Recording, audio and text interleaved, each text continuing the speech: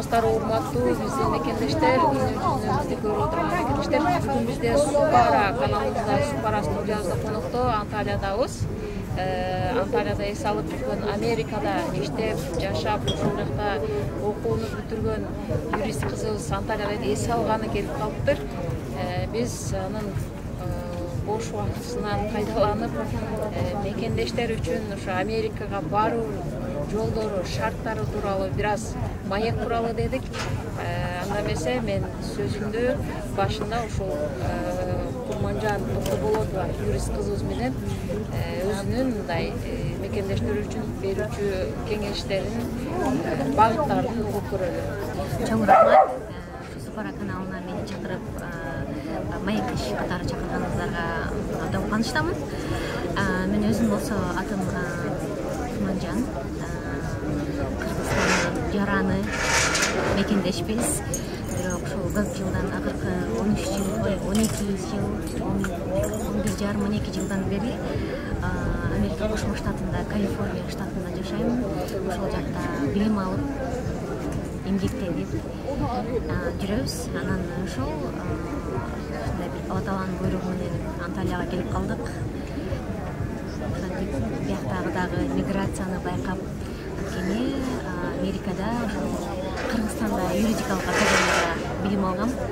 Лондондон билим алдым, жана Высшая школа экономики и политологии деген, London School of Economics деген университетте. Ал жакта дагы ошол юриспруденция, легалдык байланыштар тармагында да. Анан бул жака келгенде турист катары, туристическая виза деп коебузго, бизге виза жок, бирок өзүмдү турист катары сезип атам. Ошол эле маалда бул жактагы миграциянын түрлөрү кандай жол менен келишет, эмне иш кылышат, ошонун баарын байкап, эске салып атабыз. Учурда сиз Американын Калифорния штатында. Мен ошол Калифорния штатында, Сан-Францискода окугам, Беркли университетинде. Андан кийин Сан-Францисконун жанында Сакраменто деген шаар бар, Дэвис деген шаар жагында. Ошол жакта дагы университетте, Калифорнийский университетте окугам. Былтыр декабрда аяктадык. Ошол азыр Сакраментода жашайбыз, Калифорния штатында. Бирок ошол мекендештер менен жолугуп, Нью-Йоркко барып калам, Чикагого барам. Бизде мекендештер ал жакта көп эмеспи? Анан стажировка иштери менен, изилдөө иштери менен Вашингтон ДСге көп каттайм. Учурда ошол Сакраменто шаарында иштейсизби? Кайсы иште иштейсиз? Азыр ошол миграция тармагында, ошол жакта жаш изилдөөчүмүн. Эми азыр илимий изилдөөчү деп айткандан бир аз кандай десем, эртерээк болуп турат, анткени азыр докторантурага даярданып аткан жылдагы доктор юриспруденция деген статусту, илимий статусту алыш керек да. Ошол базада даярданып атам. Алай чоң экзамен, аябай олуттуу экзамен. Ал жака деген дүйнө жүзүнөн келишет, Американын ичи, анан дүйнө жүзүнөн. Ошого анан ошол изилдөө иштерин жүргүзөбүз. Меники болсо деген миграциянын түрү көп да. Бизнес миграциясы бар, семейный миграция бар. Меники окшош жанагы качкындар, саясий качкын, саясий башпаандык сураган жагынан изилдөөчүмүн. Ошол жактагы бизде USCIS деп иммиграциялык федеральный иммиграционный служба. Ошол жакта изилдөөчү болуп иштеген да. Анткени бир нече тилди билгендиктен алар деген өзгөчө федералдык департамент изилдөөчүлөрү 2-3 тилде сүйлөгөндө аларга жакшы да. Анткени котормочу издеп кереги жок. Анан ошол жакта биз Евразия жагын баштаганбыз. Евразия жагында мисалы жанагы согуштан кийин, Украинада согуш чыккандан кийин чоң аябай поток мигранттар кетти. Россиядан, Украинадан аябай. Анан кийин ага ошол согуш башталып чыкты. Февралдагы согуш башталып чыкты. Афгандар изилдегенбиз да.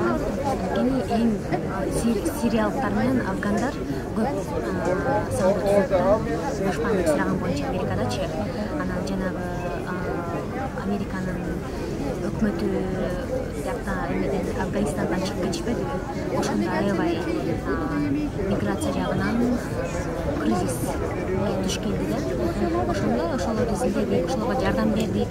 Мындай пробный сервис деп коет, бекер сервис биз услуга көргөзөбүз мамлекеттин атынан. Бекер консультация беребиз, миграциялык документтерди даярдап беребиз бекерчи. Андан кийин эле согуш башталып кетти. Биздин баягы орус тилинде сүйлөгөндүктөн мени ошол жака жылдырышты да. Ошондо орус тилдүүлөр бир гана орус Россиядан эмес, Украинадан ошол Орто Азиядагы мигранттар, Россияда иштеген мигранттар, Американын, Россиянын жарандыгын алган мигранттар кандай маршруту кандай болуп атат? Анткени алар Россиянын жарандыгын алган, анан согуш чыккандан кийин согушка жөнөтүп башталат. Ошондо кандай Америкага, Мексикага аркылуу кандай кирип атат? Ошол жөнүндө аябай чоң, аябай олуттуу тема бул деген бир гана штаттын деңгээлинде эмес, федералдык деңгээлдеги болуп аткан чоң аябай чоң проблема да. Анан ошол азыр колдон келишинче баягы ошол мамлекетте билим алган адам катары укук жагынанчы, анан биздин мекендештерге колдон келишинче закондорду түшүндүрүп кыргыз тилинде оңойлук тил мененчи, анан кандай закондор, мыйзамдар кабыл алынган жатат, кандай мыйзамдар жакында, анткени кээ бир мыйзамдардын срогу болот да. Ошол могу мыйзам качан, мисалы декабрдын 22-синде могу мыйзам аяктайт, мындан кийин бул мыйзамдын күчү жок болот, ошого чейин мону бүтүрүп алгыла деп. Ошондой азыр биздин мекендештерди, анын ичинде Россиядан келгендерди көбүрөөк ошол айтканда орусча айтканда направление берип атабыз. Америкага ошо кандай жол менен барышы керектиги тууралуу айтып берсеңиз, мисалы сиз өзүңүз багып беребиз деп атпайсызбы? Ошол боюнча көбүнчө азыр бизде кайсыл жактан баратышат? Сиздин өзүңүздүн статистикаңыздагы маалыматтар боюнча. Анан экинчиден ошол биздин Россиянын жарандыгын алган кыргыздар. Ал жакта абалы кандай болуп атат? Сиздер бул тууралуу мекендештерге кеңеш катары багып берсеңиз. Туура. Сиз акыркы айтып кеткен аспекттер барчы, ошондон баштайын. Биринчи жанагы стабилдүүлүк жок болуп атпайбы? Эмне болсо деген саясаттануучулардын же бизге окшогон ушундай юридикалык жактан билими барлар политическая турбулентность деп коет. Турбулентный азыр убакта жашап атабыз, анткени туруп эле эртең менен турсак согуш башталып кетип атат. Азыр биз Палестинада, Израилде эмне болуп атат да. Бул дагы бизге психологиялык жактан кыймат түрдө болсо дагы өзүнүн таасирин берип атат да. Анткени мен өлкөмдө эртең менен турсам да ушундай болуп калышы мүмкүн депчи. Орто Азия боюнча дагы мисалы турбуленттүүлүк өтө жогору да азырчы.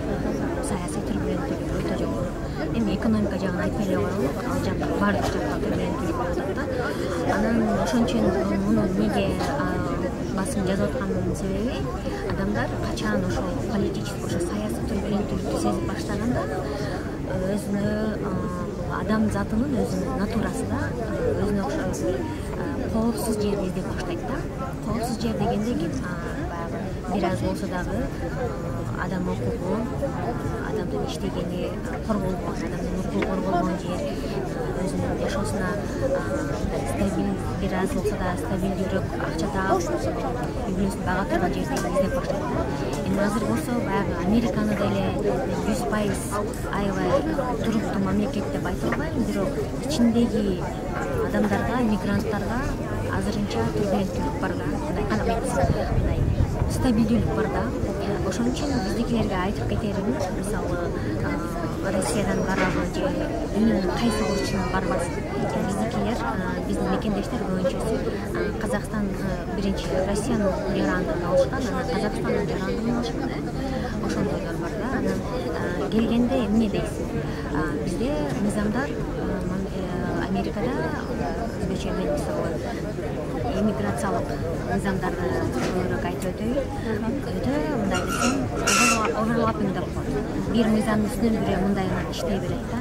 Анткени булар деген биздикinde романо-германская система эмес да, кодексте жазылган, ошондой болуш керек деген эмес да. Буларда прецедент правада, буларда англосаксонская система. Мисалы, мурун прецедент мурун кандай болгон, кийинки чечимди судья ошону алат дагы, референс да, кабыл эле, анан кабыл алып берет. Анан ошону келгенде бул өтө жанагы юридикалык жактан билими барлар, ушулар гана түшүнбөсө, эми мындай жөнөкөй мисалы башка мигрант барганда түшүнбөйт. Анан ошол жаңы барган мигранттын психологиясына туура келбей калат ал система. Анан түшүнбөй калат да. Эмнеге бул закон мындай, а буянан эмнеге мындай депчи?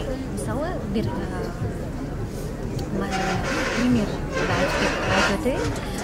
Саясий башканик сураган адам барып саясий башканикти Америкага кирген күндөн тартып 1 жылдын ичинде сураса болот. 1 жылдын ичинде виза менен барабы же Мексика аркылуу барабы, анткени Мексика аркылуу барган менен виза менен баргандын айырмасы өтө чоң да. Виза менен барганда мисалы бизге азыр көбүнчөсү 5 жылга виза берип атат. Кыргызстандын жарандарыначы, Кыргызстандын сөз болсокчу 5 жылга берди, же болбосо россиянка менен айталык 6 айга 5 айга виза берди. Мисалы 5 жылга виза бергенде 6 ай бир турганда 6 ай тура алат. Кайра чыгып, кайра кириш керек берет. Саясий башканик сураш үчүнчү. Анан саясий башканик сурагандан кийин 150 күн күтөт. Жумушка эме алыш үчүн, жумушка керектүү разрешение на работу алыш үчүн 150 күн күтөт да. Анан болбойт дейт. Иштегенге болбойт, трудовой закон айтылат. Иштегенге болбойт, анткени иштөө кагазы жок. Иштегенге болбойт, а мигрант кайтып окуп коет. А иммиграционный закон айтат. Биз ушул жерде исключение беребиз деп. Пока жана 150 күндү күтүп аткан кезде мигрант иштөө кагазы жок, иштеп турса болот дейт. Бирок жылдын аягында салык төлөш керек да. Көрдүңүзбү? Ошол нюанстарды бизге түшүндүрүш керек да. Башында барганда мисалы виза менен бардыңарбы же Мексика менен кирип бардыңарбы? 1 жыл убактыңар бар. Ошол азыр Турциядан болобу же Казакстандан болобу, дүйнөнүн кайсы бурчунан барып мен саясий башканик сурайм же болбосо кандай бир башка бир статуска өтөм дегендерге бизде дедлайн деп коет, өзүнүн сроктуру бар. Ошону өткөзүп жибербешин мен аябай кеңеш берет элем да, чоң тамга менин кеңешим депчи. Анткени биздикилер ошол срокто өткөзүлгенде болду, иш аябай оорулашат, иш автоматтык түрдө сотко өтүп кетет да. Соттошкондо ал жерде прокурор болот, судья болот, анан сөз түрдө адвокат керек болот да. Адвокаттын азыр баасы эми аябай жогору болуп кетти да, анткени примерно канча болушу? Азыр штаттардан да айырмаланат. Бирок биздикилер көбүнчө Калифорнияда, Чикагода, Нью-Йоркто, Филадельфияда болуп атпайбы? Азыр орточо эсеп менен 7.000-ден 15.000 долларга чейин болуп атат адвокаттын эмеси, баасычы. Ошон үчүн кээ бир жерде адвокат жок, өзү эле документтерин тапшырып алып кетсе болот. Мисалы, виза менен билген адам менен сүйлөшүп эле, консультация кылып эле, өзү документтерин тапшырып алып кетсе болот. А жанагы срок өтүп кеткенден кийин сөз түрдө адвокат керек. Анан Мексикадан келгенде аларга сөз түрдө адвокат керек. Анан бул жерден мындай болуп атат. Азыр Байден ушуна жаңы закон чыгарып койбоду, саясий башканиктарга границаны ачты и ушундай мыйзамдарды чыгарып койду да. Азыр жакшы, виза менен баргандар алар деген 90 күн эч нерсе кыла албайт. Миграциялык мыйзам менен виза менен барганда 90 күн турмушка чыкканга болбойт. Гражданинге эле грин карт барга, школго, мисалы университетке, колледжге тапшырганга болбойт. Бул туристическая виза менен баргандарга дейин да. 390 күн эч нерсе кылбаш керек. Бул түздөн-түз депортацияга болуп кеткенге чоң мүмкүнчүлүк бар да. Иштебесе, окууга да мүмкүн эмеспи? Же эч нерсе кылбаш керекпи? Анткени ал деген турист да, анткени мисалы мен бияка турист болуп келдимби? Мен турист болуп эле эс алып, көрүп, акчамды коротуп анан кетишим керек да. Америкага деле туризмде барды да, анан 90 күн эч нерсе кылганга болот. Бул деген да Трамптын администрациясынан калган мыйзам да, баягы тилек кылышы. 90 күн жөн эле турист болуп жүрүш керек. Анткени ал банк счетунан көргөзөт. Долларым бар, как барасың? Нью-Йоркко барам, Калифорниянын калп болбош керек да. Анан 90 күн өткөндөн кийин, эгер статусун иммиграциялык статусун алмаштырам десе 90 күндөн кийин анан кийин иммиграциялык статуска алмаштырып баштайт да. Ошол саясий башпаанек сурайбы же ошол жерде сүйүүсүн таап калып грин карты бар адамга турмушка чыгып калабы же жарандыгы бар адамга турмушка чыгып калабы же студент колледжге тапшырып же болбосо бизнес ачабы ушундай бизнес виза бар да. Ошону ар кандай визаларга өтсө болот да. Ал дагы чоң процесс, бирок кылса болот. Анан Мексика менен баргандарга экономик виза менен болгонун айырмасын айтайын. Мексика менен баргандарга келгенден кийин азыр ушундай C11 деген категория менен бул жанагы Мексика аркылуу граница аркылуу келип башпаанек сурагандарда тур. Алар ушундай убактылуу мыйзам. Алар келип туруп эле $410 мамлекетке төлөп, $410 госпошлина төлөп туруп, иштөө кагазы 1 жылга берилип аткан. Азыр болсо деген 2 жылга гуманитарный пароль деп атпайбы, ошол менен киргизип атат да. 2 жыл Америкада турсаң болот. Пока ты в безопасности дегендечи 2 жылга. Бул Мексикалык только Мексикадагы бир гана Мексика аркылуу киргендерге. Бул саясий башпаанек катары. Саясий мыйзам. Бул мисалы виза менен барып туруп саясий башпаанек сураса, ал категорияга визасы бар адамга иштебейт. Ал жанагы документти тапшырып, анан 150 күн күтүп, анан иштөө кагазын алат. Мексика менен баргандарга ушундай жеңилдик болуп койду да, анткени алар границага келип башпаанек сурап атат. Анан алар келер менен эле Американын территориясына кирдиби, ушундай $410 төлөйт, документтерди жөнөтөт, анан кийин мамлекет иштөө кагазын берет. 1 жылга берип атат азыр. 1 жыл сен иштегенге убакыт адвокатка акча таап, анан кийин иммиграциялык кагаздар бүтүр деген да. Эгер ошондой угуп жатса, биздин мекендештер эми баягы изилдөөчү катары мен эми Америкага барыңар бирөө башпаанек сурагыла деп айтканымдын эмес. Эгер ошондой кырдаалда болуп калган биздин мекендештер болсо, өзгөчө Россиянын жарандары анткени ошондой деңгээлге азыр ситуацияга туура келип калып атпайбы биздин жарандар. Америкага барам десеңиздер, ошондой сизде жакшы жеңилдик бар. Бул C11 деген категория. Барат дагы $410 ар бир адамга, мисалы үйүндө аялы күйөөсү болсо, ар бирөөнө $410. Анан иштөө кагазын алышат, анан social security number деген бар. Биз ошонун номерин ал деген негизи Америкада жашаш үчүн грин карттын кереги деле жок өзүчү. Ошол жанагы social security керек, анан кийин иштөө кагазы керек. Грин карт сыртка чыгышы керек. Вот ошол эле. Ошон үчүн биздикилерди айтат элем, ошондой жеңилдиктерди карап, бат-баттан маалыматтарды алып, бат-баттан ошол убакытты өткөзбөй, иштөө кагазын алып, анан кийин регистрацияга өтүп, мисалы жанагындай доставкага бизде көбүнчө тамак ташышат, таксиге же тракка айдоочу болушат. Ошондойлорго батыраак орношо алышат да жумуштаргачы. Ошон үчүн жанагындай жеңилдиктерди бериш керек, жанагындай жолдорду бериш керек. Тил жагынан барьер барлар. Мисалы Россияга барганда англисче билбеши мүмкүн да, аларга кандай болот? Биздикилер көп билбей атат. Анан кийинки келе турган биздин мекендештерге Америкага кандай жол менен барбасын, бир аз да болсо англис тилинде окуп алган аябай жакшы да. Анткени азыр бир школага барып, бир колледжге барып окуй, азыр интернеттен эле үйрөнүп алса болот. YouTube'дан эле күндө 10 сөз үйрөнсө, бир 3-4 айда сонун эле сүйлөп калат да. Бирок бир жери бар, бул дагы бир ушундай нюанс, Американын нюансы. Американын конституциясында расмий тил жок. Эгер тил билбейсиң деп дискриминация кылганга болбойт. Бир дагы мамлекеттик жумушчу, мигрантты же бирөөнү сен эмнеге англисче билбейсиң деп айтканга болбойт. Чоң дискриминация. Бирок ошону биздикилер, мен сүйлөбөй койсом деле болот, мен англисче үйрөнбөй деле койсом болот, бул мени окутуу мүмкүн деген болбойт да. Практикада де юре де факто деп коет го, теорияда тил жок. Бир да мамлекеттик тил жок, бирок де факто практикада англис тили да. Ошон үчүн муну айтып аткан себеби, мисалы бир федералдык департаментке барса, бир жумуштар болсо, сөзсүз түрдө ал жерден котормочу берилет. Телефон аркылуу берилет. Соттордон переводчик, котормочулар берилет бекер. Мурун иммиграционный департамент да, иммиграционная служба, алар дагы бекер котормочу берчи. Азыр болсо деген чоң аябай мигранттар көбөйгөндүктөн, поток көп болгондуктан азыр өзүңөр алып келгиле деп калды. Өзүңөр котормочу алып келгиле деп калды да.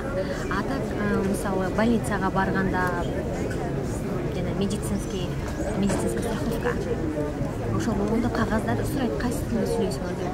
Бизге боюнча орус тилин колдонушат да, анан орус тилинде келет кагаздын баарычы. Ошондой негизи жардам берет.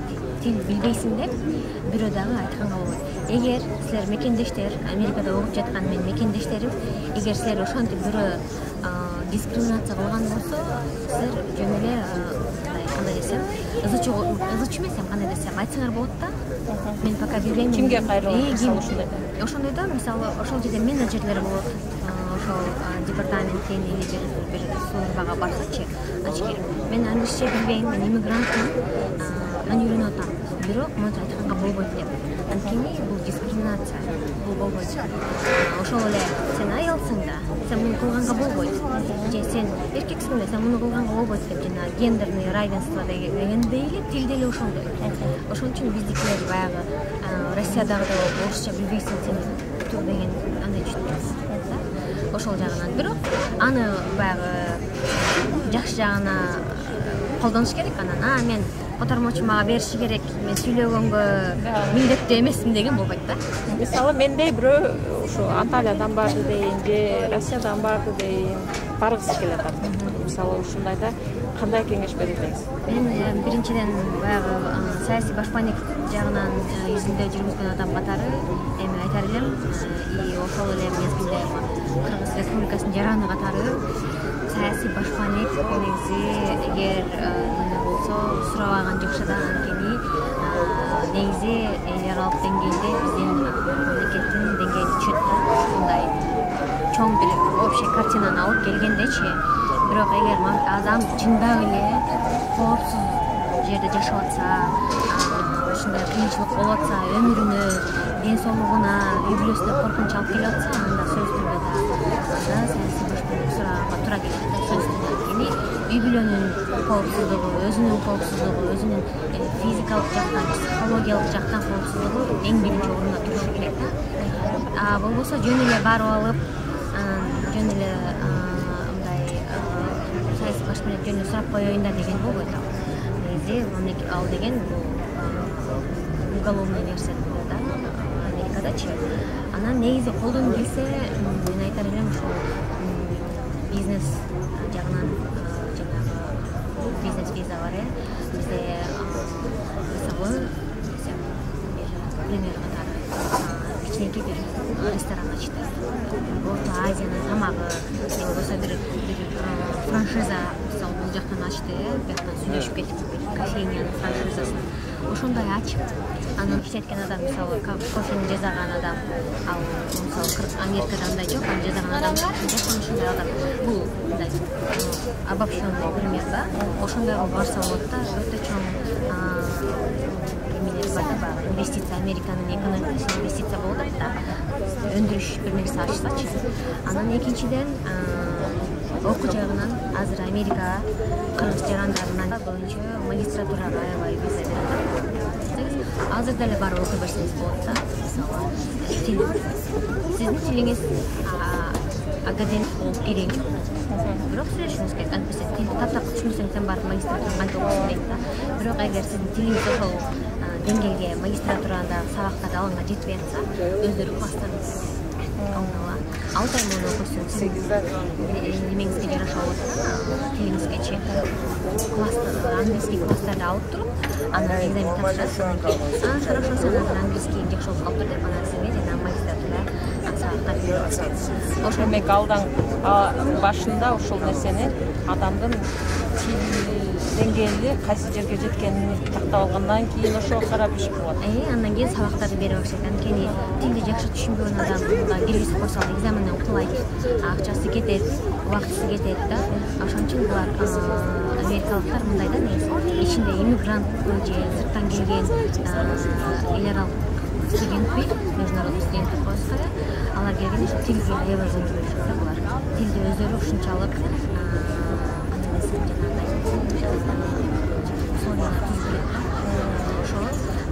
магистратура менен барса жакшы, докторантура изилдөөчү болсо аябай жакшы. Мисалы докторантура менен баргандар ошо илимий жагына кетет дегендерчи. Докторантура 4 жылдан 8 жылга чейин окушат, бирок ошондо жанагындай стипендияларды таап, алар өзүртүлөт. Ошондой мен жакшы бир тилегим, келечек болгон менин жакын келечек болгон көз карашым биздин мекендештер боюнча ошол билим жагына аябай басым жасаса сонун болот эле да. Анткени азыр деле биздин Кыргызстанда Американын посольствосу ушундай билим жагынан көбүнчө exchange program деп тажрыйба алмашуу, билим алмашуу жагынан аябай жакшы программаларды кыла башташты. Мисалы балдарды жана FLEX программа деп коет. 8-класстан 11-класска чейин окуткан бала жакшы английский окуса, 1 жыл Америка өзү акчасын төлөп 1 жыл баланы ошол жерде бекер окутат, бекер карайт. Ал баланын келечегине аябай жакшы да.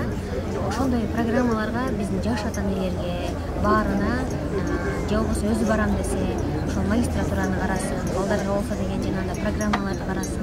Жайкы программалар бар, FLEX деген программа бар, мисалы TFAS деген программа бар, The Fund for American Studies деп Американы изилдөө деген программада. Ошону мисалы биздин Кыргызстандагы студент, 2-3 курстагы студент англис тилин бир аз билсе, ал ошондой заявление деп коесу, ошондой онлайн таштайт, өтөт, эссе жазат, ким экенин өзү айтып берет ошол онлайн. Анан аларда отбор болот да. Анан кандай аларды деген Америкага жөнөтөт, Вашингтон DC-ге стажировка өткөндө, Европага жөнөтөт. Гонконгда программа бар болчу, бирок Кытай менен жакшы мамиледе болбой, Гонконг баягы Англияга чыгып кеткенден кийин жакшы ал программа жабылып калды. Бирок Сингапурда бар. Бүт бул Американын программасы. Ошол канчалык Америкага байланыш стажировкаларды өткөн болсо, программаларды, сертификаттарды өткөн болсо, бул Америка деп өзүнчө ар бир мамлекеттин пропагандасы да. Америка деп жагат да, анан ошол адамга свои өз адам катары мамиле кылып, ошол көбүрөөк мүмкүнчүлүктөрдү бере баштайт да. Ошон үчүн биздикилер баягы саясий башпаанек эгер коркунуч келбесе, ошол жанагы башта айтып өткөндөй физикалык, менталдык, психологиялык жактан өйгөлөгө коркунуч келе турган эч нерсе жок болсо, анда башка жагына барабы. Ошол бизнес тарабынан, эгер жакшы спортсмен болсо, мисалы Евразияда, Азияда жакшы результат көргөзгөн виза таланты деген бар, талант визасы, ошого тапшырса, же болбосо бир искусственный адам болсо, ушундай жанагындай чыгармачыл адам болсо, Америка мына да ар бир адамды келгенде Америкага, ар бир мигрантчы Америкага кандай пайдалуу келесиң деген суроого ар бир иммигрант суроо бериш, өзүнүн жооп бериш керек. Мен мындаймын. Мен мисалы ушундай аябай жакшы результат көргөзгөн спортсмен, же болбосо мен чыгармачыл адаммын, же болбосо мен жакшы режиссермун, же болбосо мен жакшы ушундай жанагындай фестивалдарга, кино фестивалдарына катышып жүргөн актёрмун дегендейчи. Ошондой көп нерселер бар да. Жөнөкөй калкка мисалы андай менде андай талант жок, менде билим жок дегендерге анда ошол английский окуп туруп жанагындай сертификаттарга Tech Woman деген программа бар. Мына биздикилер үй бүлөсү бар эле, балдары бар эле, эжелер, биздин мекендеш эжелер келип алып Сан-Франциского же Силиконовая долина дейсизби? Ошол жакка келип окуп кетип атышат, IT жагы. Ошону аракет кылышсын. Негизи бул ушул мүмкүнчүлүктөрдүн баарына жол ачуу. Жол бул англис тили. Кайсы штаттарда биздикилер, биздин кыргыз жарандары, кыргыздар, мекендештер көбүрөөк жүрүшөт, жашашат, иштегенде ыңгайлуу дейсиз. Анан айырмачылыктар кандай? Ошо ар бир штаттын өзүнүн мыйзамдары бар болот, ошолор тууралуу токтолсоңуз. Аябай жакшы суроо. Биз мекендештерге, жаңы барган мекендештерге, барайын деп даярданып жаткан мекендештерге бул Америка негизи саясий жагынан өтө аябай активдүү өлкө да. Мисалы 50 штат бар. 50 штаттын ичинен аябай бөлүнөт. Мисалы биз деген Флорида штаты менен Калифорния штатын салыштыра албайбыз. Эки бөлөк. Же болбосо түштүк Түндүк Каролина менен Чикагоны, Нью-Йоркту же Калифорнияны салыштырууга болобуз да. Аябай чоң айырмачылыктар бар. Ал эмне биринчи айырмачылык бизде эки саясий партия бар, демократтар, республиканецтер. 20-30 партия жок ал жакта. Майда чүйдөрү бар, бирок эң негизги башкарган партия бул демократтар, республиканецтер. Ошол эле штаттар, Калифорния штаты өткөнкү мамлекет президенттик шайлоодо 97% демократтар демократия добуш беришти да кандидаткачы. Ошол эле Техас республиканецтер. Ошол жана биздикилер эгер биздин мекендештер Америкада болсо же Америкага барайын атканда көк штат бул демократтар, кызыл штат бул республиканецтер. Вот. Ошондо кандай болот? Мисалы иммиграциялык мыйзамдар федералдык мыйзам да. Федералдык мыйзам бул баарына бирдей иштейт. Бирок ошол штат мисалы ошол жерде иммиграциялык службада иштеген офицер кандай көз карашта? Мисалы чечим чыгарып атканда мигрантка документ бериш керекпи, бербеш керекпи деген убакта субъективдүү көз караш көп ойнойт офицер. Же судьянын же прокурордун субъективдүү саясий көз карашы аябай чоң ролду ойнойт. Республиканец же демократ. Мисалы демократ. Калифорния штаты, Нью-Йорк, Чикаго, ушулар демократтар. Ошон үчүн аяктан мигранттар көп. Эң көп мигрант бир гана Орто Азиядан эмес, дүйнө жүзүнөн келген мигрант көп пайызы Калифорнияда. Ал жактын эли дагы население деп коет го. Эң көп бул Калифорния. Анткени эмнеге ал жакка мигранттар барат? Анткени ал жакта демократтар. Мисалы Канзас, Кентаки, же болбосо түштүк Каролина, алар деген Deep South деп коебуз бизчи. Кып-кызыл штаттар да, алар республиканецтер. Алар кичине жанагы расизм болуп турат. Америкада эми бул чоң проблема, чоң көйгөй расизм да. Расизм аябай кат ойногон. Мисалы эле ошол мигрант жанында отурат, ак эмес, айтып коелу, мисалы азиат. Офицер ак, республиканец. Анын жана расизм болгон субъективдүү көз карашы ойноп кетет чечим чыгат. Ошон үчүн биздикилер, биздин жарандар көбүнчөсү Чикагода отуртушкан. Биринчиден ал демократ штат жакшы. Эми 100% бардык демократтар эмес, бирок көпчүлүк демократтар. Экинчиден жашоо шарты арзаныраак. Мисалы эң кымбат штат Калифорния менен Нью-Йорк. Анан балалуулар, үй бүлөлөр менен барганда кыйыныраак болуп калат да. Квартира жагы, тамак аш жагы бир аз арзаныраак. Анан үчүнчүдөн аба ырайы 4 мезгил бар. Ошол жанында биздин Скөлгө окшогон кичинекей көл бар да. Кыргызстанды элестетип турат. Кыргыз тамактары бар, биздин чоң диаспора, баягы кыргыз комьюнити ошол жакта центр ачышкан. Аябай жакшы да. Балдарды дагы мисалы Америкадан төрөлүп калса, кыргыздын маданиятын, биздин традицияны, биздин тилди унутпаганга балдарга жакшы да.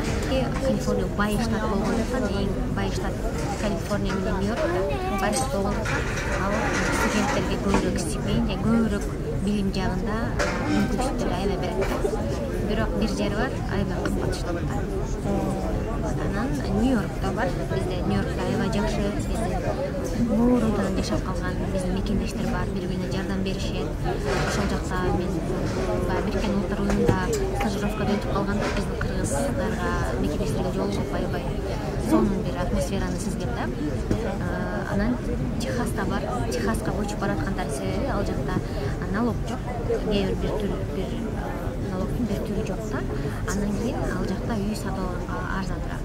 Үй арзаныраак да. Ошол жака көчүп. Бирок ал жактын погодасы аябай ысык болгондуктан, мисалы мен бул жайында болдум.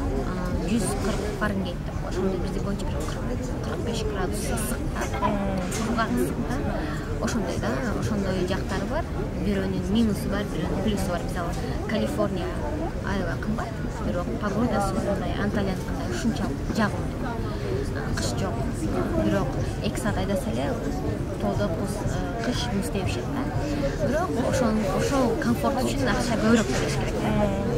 Анан эң негизги биздин мигранттар биз биринчи поколениябыз, биринчи муундагы мигранттар болгондуктан биз комфорттон да биринчи мыйзамдардын иштеши, полиция бул эң чоң бир көйгөйлөрдүн бири Америкада бул полиция чыгат. excessive force of police деп коет. Полиция кезде ашыкча күч колдонуп коет да. Эми көбүнчө ал деген жанагы кара терилүүлөргө көбүнчө колдонуп коет. Аны мисалы Калифорнияда жанагы көк штаттарда полициялар лояльный мындай элге жумшагыраак мамиле кылат да. Ошол жактары бар, минус плюстарычы.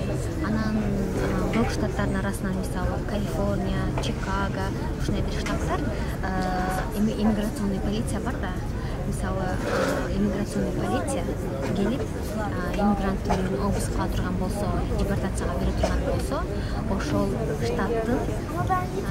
штаттын полициясы мигрантты колдон келишинче коргойт, киргизбегенге. Бирок эми иммиграционный полиция федералдык департамент болгондуктан кээде обыск кылат да. Бирок ал деген эмне?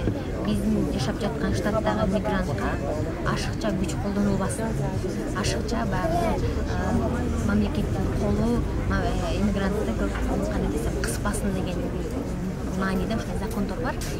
Точно мен билгенден Калифорния, Чикаго, Нью-Йоркто ошондой закондор бар. Бул штаттын закону да. Ошол мисалы обыскка турган болсо, депортация кыла турган болсо, полиция коргоого аракет кылат да. Ошол иммигранттын киргизбегенге аракет кылат. Ушундай нюанстар бар да. Ошон үчүн биздикилер ушундай штаттарга көбүрөөк отуруп турушат да. Канча жылдан бери иштеп калдыңыз? Анан кандай, кайсы өлкөлөрдөн кайрылгандар көп болду? Сиздерге мисалы багыт беребиз деп атпайсызбы ушул учурда? Анан жеке эле сиз үчүн Америка эмне? Сизге эмне берди? Америка сиз үчүн эмне деген суроо мага аябай жакты. Америка мындай кыска бир эки сөз менен айтканда, Америка мен үчүн мүмкүнчүлүктөрдүн өлкөсү. Мүмкүнчүлүк. Билимдүүлөрдү, эмгекчилерди баалаган өлкө. Дегенде мен 2009 мектепти аяктадым, ошондон баштап билим алып келдим. Анан дагы алыш керек. Ошол юридикалык академияны бүткөндөн кийин эле Кыргызстандан мен Америкага келгем да. Ошондон баштап окуп атам. Ал жакта университетти бүткөм. Укук таануу, эл аралык байланыштар жагынан. Анан дагы узкая специализация деп коет го, адам укуктап ошон үчүн меники жана башпааны сурагандарга биз деген Америкага келгенде алардын бузулуп калбасын, Америкага келгенде Американын жанагындай мыйзамдарын жалпак тилде түшүнсүн деген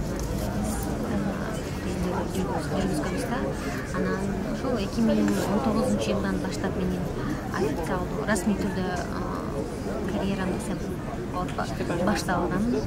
Башка биздин кошуна тилдерди түшүнгөн адам катары казак тили, өзбек тили. Ошондо көбүрөөк кандай десем ошол изилдөө иштерине жакшы бир пайда алып келдим деп ишенем. Андан кийин ошол Лондондо болдум. Лондондо көбүнчө саясий иштер боюнча. Ошондо биз ушундай бир конференцияга изилдөөчүлөр конференциясына катышып калдык. Ошондо айтканда сизде жанагындай frozen conflicts деп коет да, тоңуп турган конфликттер. Ошондо эң чоң коркунуч Кыргызстан үчүн дегенде, Кыргызстан үчүн тоңуп турган конфликт Тажикстан менен. Мен Лондондон кайткандан кийин эле 2-3 айдан кийин бизде чоң согуш чыкты. Ошондой көрдүңүздөрбү, биз изилдөө билимге эмнеге көңүл бөлүш керек? Изилдөөчүлөр булар деген алдын ала билип турат да, анткени алар изилдейт, анализ жасайт. Анан мен ошондо аябай фроzen теорияда уккам, бирок ошол 2-3 айдан кийин эле практикада болуп калган да. Ошондой иштерди кылдык, саясий жактарынчы. Андан кийин эле кайра кайтып келип, анан иммиграциялык службада иштеп, изилдөөчү болуп, эми азыр ушу докторантурага даярданып атабыз. Ошондой менин Америкадагы кыскача басып өткөн, жашап өткөн жолум. Сиздер дагы бир суроо. Биздин Америкадагы консулдук бөлүмдөр менен дагы ишенип барасыздарбы? Кайрылуулар болобу? Сиздерге же сиздер аларга кайрылган учурлар болобу? Же дагы жанагы Америкадагы диаспора өкүлдөрү, коомдук уюмдар биздин Кыргызстандын посольствосы же консульствосунун эч кандай саягында байланышы болгон эмес. Бирок биздин активисттер Нью-Йорктон, көбүнчө Чикагодан, анан Калифорниядан ушу активист байке эжелер чыгат да. Мынжа мындакта мекендешибиз ушундай болуп калыптыр. Мисалы жана домашний насилие деген зордук зомбулук тилекке каршы катталып атат. Америкадачы барып ал жактан аял сабап койт, ошону деген баягы түшүндүрүү иштерин жүргүзүп кой. Эгер сен аялың сабап полиция кармаса кандай аягы результат кандай болот? Иммиграциялык статусуна кандай? Ошол жөнүндө көбүрөөк айга кайрылышат. Андан кийин иммиграциялык суроолор боюнча кайрылат да. Мисалы, мекендешибиз деген ошол жердин кагазына түшүнбөй атыптыр же мындай болуп атыптыр. Бул департаментке барса мынтип эртең кел деп коюптур же мындай кыл деп коюптур, кандай кылыш керек дегенде анан ошондо өзүм кээде анткени биздин мекендештердин көбү тили жок болуп калат. Анан кийин барып ошол биздин мекендешти ээрчитип алып барып, ошол департаментке барып, эмнеге минтиңер, эмнеге мындай деп сүйлөшүп атып, анан кийин иш бүтүргөн иштер аябай көп катталат бизде. Анткени деген биз баягы дойлоп жашап, ошол жактан билим алып иштеп калган адам катары ар бир өлкөнүн өзүнүн сүйлөө маданияты, жеткирүү маданияты, түшүндүрүү маданияты бар го. Анан баягы американецтердин тилин бир аз билип калгандыктан түшүндүрүү маданияты менен анан аларды карап көрсөңүз, мындай кылсаңыз, анан бул мындай болуп атат, мындай болуп атат, анан мындай бүтүрүп койсок, бул бүтүп калат, экинчи келбейт сизге да жатып дегендечи.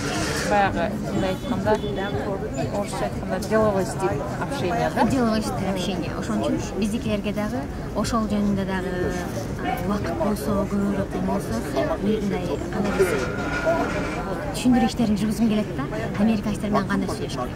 Американецтер мындай, кыргыздар менен американецтерди салыштырганда, кыргыздар биз деген тоодон түшүп келебиз да, мындай шашпай, мен мынтип, монтейин деп биринчи биз причина деп коесук. Причинаны айтып туруп, анан кийин каалообузду айтабыз. Анан ошо анан мен Америкага барайын дейбиз. Американецтер антип мынтип күтүп отурганды жактырбайт. Сүйлөшүүдө кыска нусканы жакшы көрүшөт. Эмнени каалашты дароо айтыш керек. Мен Америкага баргым келип атат, анан причиналарын айтыш керек. Ошондо аларга түшүнүктүү болот да.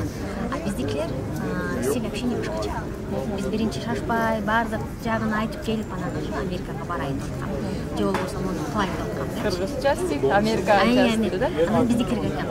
Сен карындаш байкелер көбүнчөчү бар тамаша. Карындаш сен муну кантип эле макул кылып койгон байкелер. Каалаганыңызды Америкада только мамлекеттик офистерде эмес, негизи эле каалаганыңызды дароо айтыңыз дагы, анан причинасын айтыңыз.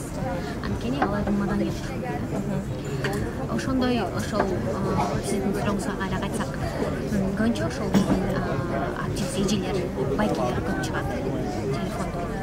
Анан Калифорнияда уюштурабыз. Өткөндө жазында уюштурдук. Бизде жанагы зордук зомбулук аркасынан катталып кеткендиктен бизде Калифорнияда ошол Сан-Франциско жакта активист байкелер бар да. Ошолор уюштуруп кыргыздарды, биздин мекендештер чогултту. Анан мен түшүндүрүү иштерин көргөздүм. Кандай туура машина айдаш керек, кандай туура полиция тоткондо кандай туруш керек, бизчилер гайда тоткондо түшө алып согон бербеш керек, кандай отуруш керек. Кээде полиция жанагындай тура эмес кыймыл аракет кылганда атып салышы мүмкүн. Ошону кандай кылыш керек, анан аялга кандай мамиле кылыш керек, эми кандай десем баягы семейный жактан юридикалык жактан зордук зомбулук болбош керек. Ошол жөнүндө түшүндүрүү иштерди өткөзгөндөн кийин анан Чикагодагылар чакырды. Чикагога барып, ал жактан да зордук зомбулук иштери жанагы аялы полицияга берип салат, күйөөсүн анан криминал бэкграунд деп коет бизде, уголовный тренинг өтүп келдиңиз. катталып калат. Анан ошол жактан сүйлөп баягы түшүндүрүш керек да. Биздикилерге жан келгендиктен баягы баардык көп поток информация болгондуктан кээде жакшы түшүнбөй калышат да. Анан жалпак тил менен байке түшүнөт сизге депчи түшүндүрүүгө туура келет да. Аял турган болбойт. Таптакыр болбой баратса, чабышпай, өзүңүздө криминал бэкграунд болбой, уголовный делоңуз болуп калбай, ажырашыңыз чапкан болбойт депчи ошентип түшүндүрүүгө туура келди да. Анткени алар да түшүнсө болот да. Анткени башка өлкө, башка мыйзам, элдердин түшүнүгү таптакыр башкаларчы. Анан ошол Чикагодан ошондой түшүндүрүү иштери менен 3 күн жүрдүк. Анан кайра азыр барып бияктан кайткандан кийин дагы чакырып атышат. Барып түшүндүрүү иштерин жүргүзөбүз. Колдон келген баягы мен ошо билимимди Кыргызстанга барып колдонуп жардам бере албасам дагы сырттан туруп ушул биздин жарандарга жок дегенде маалымат жагынан жардам бергенге аракет кылдым. Рахмат чоң маегиңизге, студиябызга дагы бир жалгыз берсиз. Чоң рахмат сиздердин каналыңыздарга да ийгилик. Ошол биздин мекендештерге ушундай жакшы маалыматтарды жайылтып, ушундай дүйнөнүн кайсы бурчунда болбосоңуздар да биздин мекендештерге, биздин мекенибиз үчүн кызмат кылып жүрөңүздөр. Рахмат чоң. Мына урматтуу мекендештер, бүгүн бизде конокто Америкадан келген кыргызстандык мекендешибиз Курманжан Токтоболотова деген юрист кызыбыз болду. Америкага баруу жолдору, багыттары, шарттары, кеп-кеңештерин уктуңуздар. Мындан ары эфирибиз муну менен жыйынтыктала албайт, себеби бул жалпысынан үстүрттөн эле каралган темалар болду. Үстүрттөн эле айтыла турган кеп-кеңештерин берди. Андан сырткары эгерде жеке өзүңүздөрдө суроолор болсо, же мындай кызыккан мекендештерибиз болсо, ушул YouTube каналыбыздын астына суроолоруңуздарды жазсаңыздар болот. Биз Курманжандын Америкага кайра баргандан кийин убактысына карап туруп түз эфир аркылуу Супара каналынын, ошо Супара радиосунун түз эфир аркылуу байланыш түзүп туруп сиздерге бир жакшы бир эфир кылабыз деген үмүттөбүз, жакшы тилектебиз. Ошон үчүн сиздердин суроолоруңуздарды мындан ары комментарий менен калтырып коюшуңуздарды суранабыз. Эфирибиз сөзсүз түрдө уланат. Жакшы туруңуздар, эфирден кайра көрүшкөнчө.